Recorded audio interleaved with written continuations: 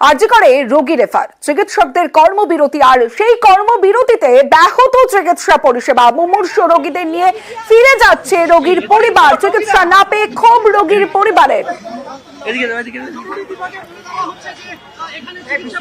সরাসরি চলে যাব, বিশ্বজিৎ রয়েছে আমার সঙ্গে, বিশ্বজিতের সঙ্গে কথা বলবো। বিশ্বজিৎ, অচলাবস্থা বলা চলে, কারণ এখানে যেহেতু কর্মবিরতির ডাক এবং শুধুমাত্র কর্মবিরতির জন্য চিকিৎসকদের কর্মবিরতিতে ব্যাহত হচ্ছে চিকিৎসা পরিষেবা। স্বাভাবিকভাবে যারা দূর দূরান্ত থেকে রোগীর পরিবাররা আসছেন তারা তো চিকিৎসা না পেয়ে ফিরে যেতে হচ্ছে, একটা হয়রানির শিকার। একদমই, চিকিৎসকদের একাংশ অর্থাৎ যারা জুনিয়র ডাক্তার অর্থাৎ যারা পড়ুয়া সেই চিকিৎসক যারা রয়েছেন তারা এই কর্মবিরতি পালন করছেন। তাদের যে তাদের সহকর্মী এবং পড়ুয়া সহপাঠী তার মৃত্যুর, এইভাবে মর্মান্তিক মৃত্যুর যে ঘটনা, সেই ঘটনার প্রেক্ষিতে তাদের কর্মবিরতি এবং এর যে প্রভাব, সেই প্রভাব পড়েছে।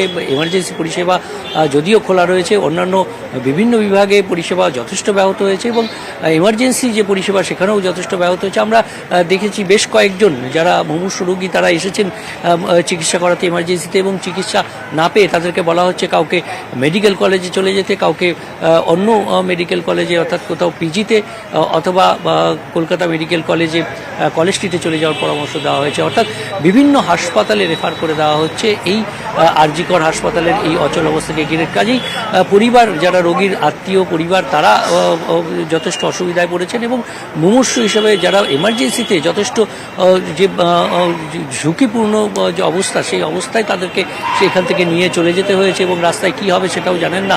এই উৎকণ্ঠার মধ্যে রোগীর পরিবারেরা তারা সেই রোগীকে নিয়ে চলে যাচ্ছেন অন্যত্র। কাজেই এই যে ঘটনা আজ সকাল থেকে আরজি কর হাসপাতালে এই যে ছাত্রীর মৃত্যু, সেই মৃত্যু এবং তার পরবর্তী যে ঘটনা, বিভিন্ন যে বিক্ষোভ অবস্থান এবং পাশাপাশি তদন্ত, এই সব মিলিয়ে যে পরিস্থিতি তৈরি হয়েছে এবং তার পাশাপাশি জুনিয়র ছাত্রদের একাংশের যে ধর্মঘট অর্থাৎ কর্মবিরতি, সেই কর্মবিরতির ফলে তার প্রভাব পড়েছে এমার্জেন্সি পরিষেবাতেও তার প্রভাব পড়েছে। আগামীকালও প্রতিবাদ দিবসের ডাক দেওয়া হয়েছে বিভিন্ন সংগঠনের পক্ষ থেকে এবং প্যারামেডিক্যাল সহ বিভিন্ন চিকিৎসক, তাদের নার্সিং, তাদের কর্মবিরতিরও ডাক দেওয়া হয়েছে। অর্থাৎ সব মিলিয়ে চিকিৎসা পরিষেবা একটা ব্যাহত হওয়ার যে পরিস্থিতি, সেই পরিস্থিতি তৈরি হয়েছে আরজি কর হাসপাতালে।